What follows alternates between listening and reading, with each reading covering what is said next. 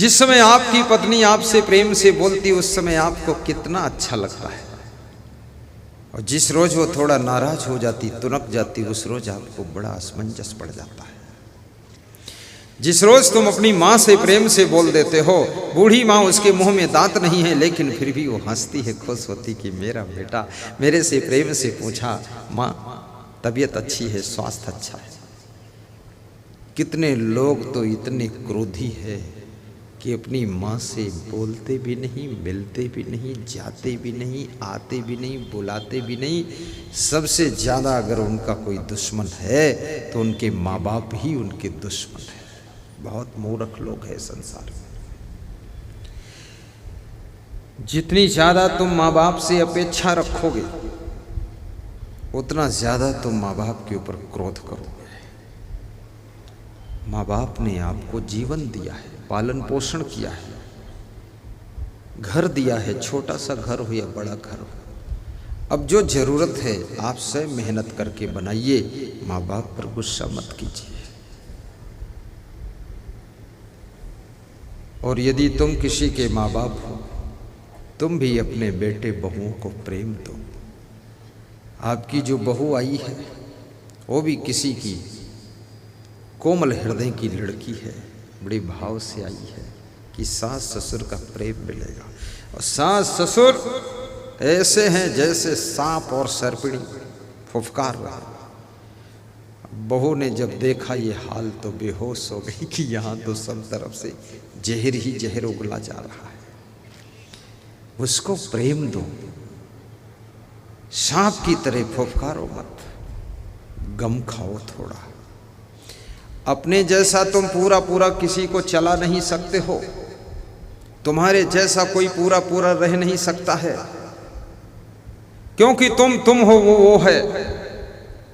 उसके संस्कार, उसके कर्म, उसका सोच अलग है।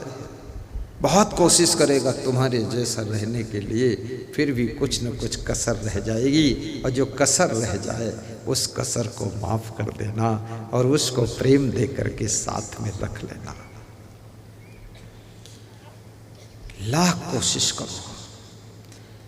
इसलिए कबीर साहब ने एक दोहा कहा है कि 2.5 अक्षर प्रेम का पढ़े सो पंडित होए। भगवान श्री राम की जो रामायण है उसमें लिखा है, प्रेम ते प्रकट हो ही भगवान। भगवान अगर प्रकट होंगे तो प्रेम से पैदा होंगे, लेकिन तुम इतना क्रोध करते हो, इससे भगवान तो नहीं प्रकट होंगे, इससे राक्षस प्रकट होंगे, इससे रावण प्रकट होगा, कंस कुंभकर्ण प्रकट होगा। खूब क्रोध कर कर के बच्चे पैदा करो, उसमें से रावण ही पैदा होने वाला है। हाँ, पति पत्नी मल्ल युद्ध करके लड़ भिड़ के गुस्सा कर कर के बच्चों को जन्म दोगे, उसमें कोई राम नहीं जन्म लेने वाला। प्रेम ते प्रकट हो ही भगवान। इसलिए प्रेम, पति पत्नी में भी प्रेम होना चाहिए। और बहुत इच्छाएं भी मत रखो।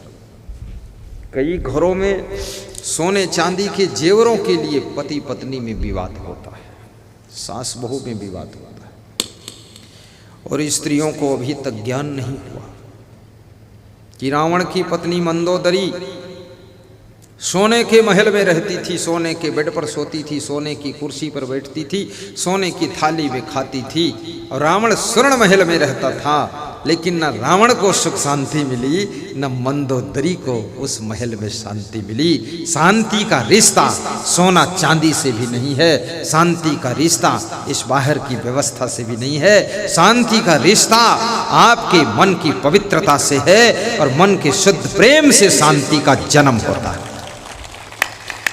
जोरदार ताली बजाया करो, बजाते रहो, कौन मना किया बंद करना।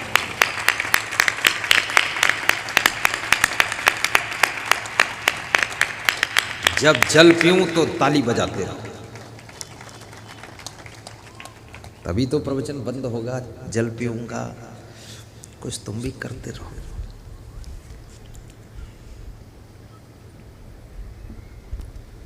भाव दो भक्ति दो, भक्ति की शक्ति दो, मुझको इसके सिवा कुछ नहीं चाहिए, मुझको इसके सिवा कुछ नहीं चाहिए। हमारे एक भक्त हैं आरबी सिंह, उनकी पत्नी श्रीमती आशा सिंह राजपूत, बॉम्बे के।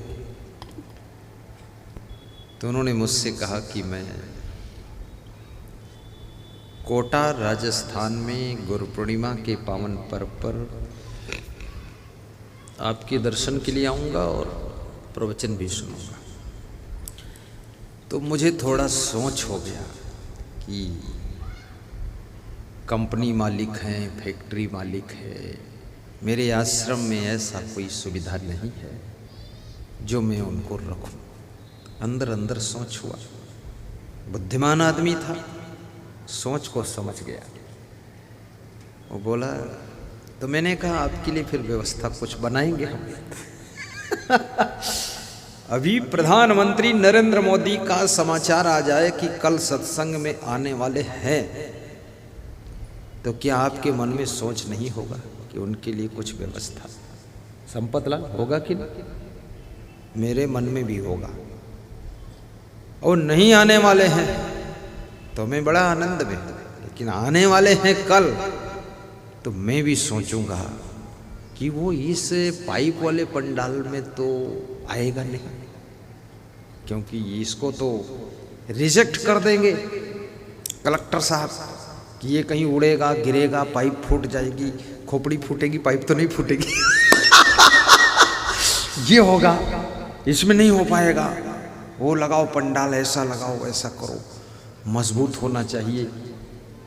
हमारा सत्संग था सरखोर में, तो वहाँ मुख्यमंत्री आने वाले थे, तो कलेक्टर चेक करने आया, तो मंच को चेक किया तो उसको लचक के चेक कर रहा था, धसक के, लचक के,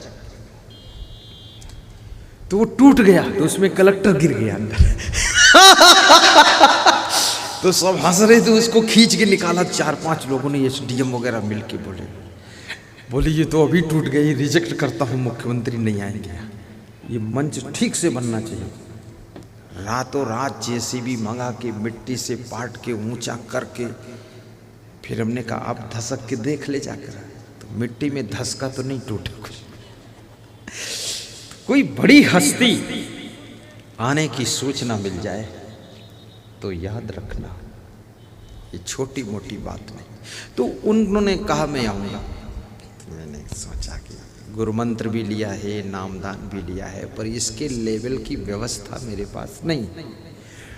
तो उसने क्या कहा, देखिए, उसने कहा निष्काम भक्ति होना चाहिए।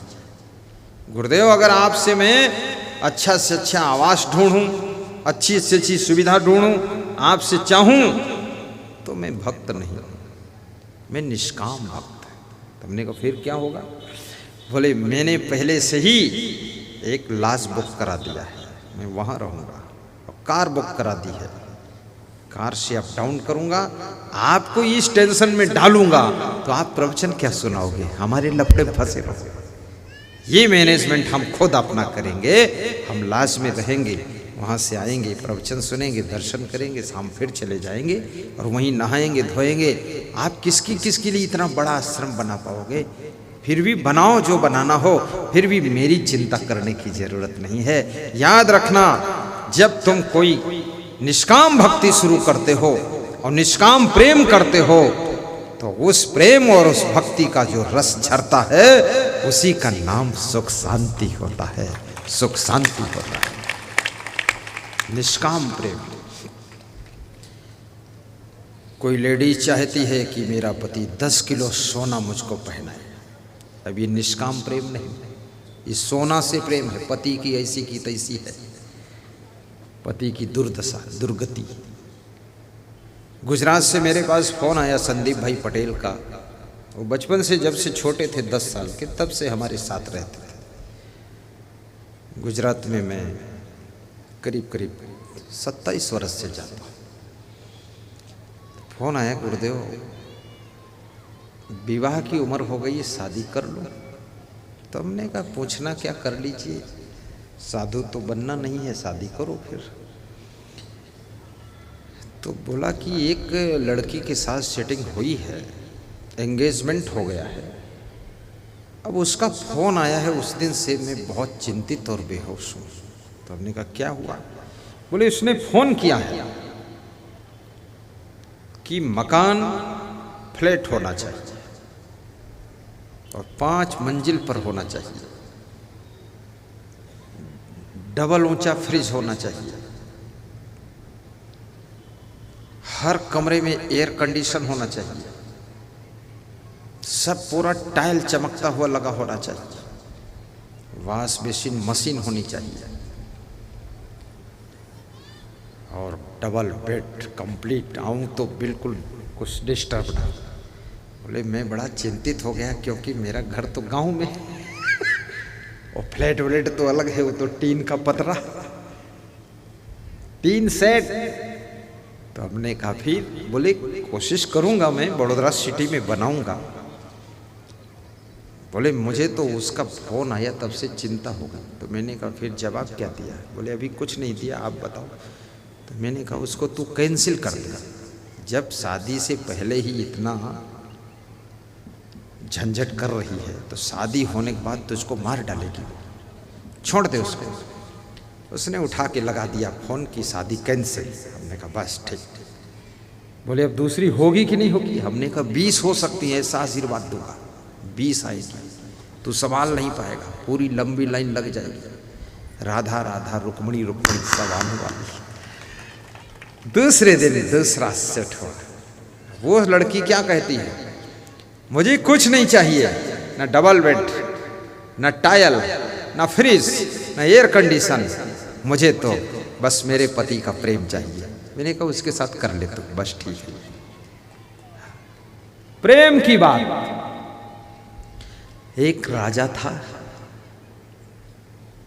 और उसकी रानी थी, लेकिन उसके बच्चे नहीं थे, कोई बच्चे नहीं थे। तो राजा रानी की उम्र ज़्यादा हो गई, तो राजा ने कहा इतना धन संपत्ति सामान है, क्या करेंगे, अब इसको बांट देते हैं। तो रानी ने कहा बांट दो। बांटना आसान नहीं है, घर में रखे रखे सड़ाना आसान, कचड़ा बनाना आसान, घर में भर के रखना आसान है। घर में खुद के रहने की जगह नहीं रह जाएगी, फिर भी लोग सामान भरे रहेंगे और सेकंड हैंड सामान भी किसी की सेवा में नहीं देंगे। देने के लिए बहुत बड़ा दिल चाहिए, देना कोई छोटी बात। ऐलान कर दिया राजा ने कि जनता के लोग आए और एक एक सामान जो यहाँ छू लेगा उसको वो सामान मिल जाएगा। 10-20 हजार लोग इकट्ठे हो गए, छूते गए, कुर्सी ले गए, बहुत लोग मेज ले गए, बर्तन ले गए, रजाई गद्दे ले गए, खूब सामान बटा, बेड ले गए। एक बालक अपने पिता के साथ में आया था, 8 साल का बालक, पिता के कंधों पर बैठा था। पिता उसको ला नहीं रहा था, वो बोला मैं भी चलूंगा, मैं भी कुछ छूऊंगा। राजा ने कहा जो जिस सामान को छू लेगा उसको दे दूंगा, मैं भी छू लूंगा कुछ।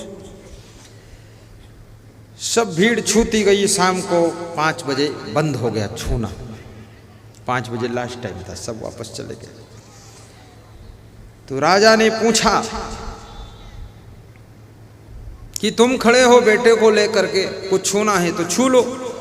बोले मैं क्या छू, मैं तो छू चुका, मैं साइकिल छूना था, छू लिया, पैदल आया और साइकिल से चला जाऊँ, मुझे साइकिल मिल गई। बोले तेरा बेटा? तो बेटा कंधे से उतरा और दौड़ा और दौड़ करके राजा साहब को छू लिया। जब राजा साहब को छुआ तो राजा ने कहा मेरे को छूने से क्या पाएगा? बोले सब लोगों को राजा का सामान चाहिए, लेकिन इस बालक को केवल राजा साहब चाहिए, मुझे आप चाहिए। राजा ने इसको गोद ले लिया और उत्तराधिकारी चुन दिया। दूसरे दिन युवराज बनाकर अभिषेक कर दिया और राज सिंहासन पर बिठा दिया। इसलिए याद रखना, हर नारी को क्या चाहिए?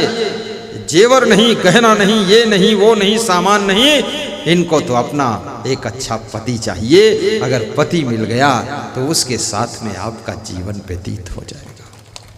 इसलिए सोना चांदी के लिए विवाद मत किया।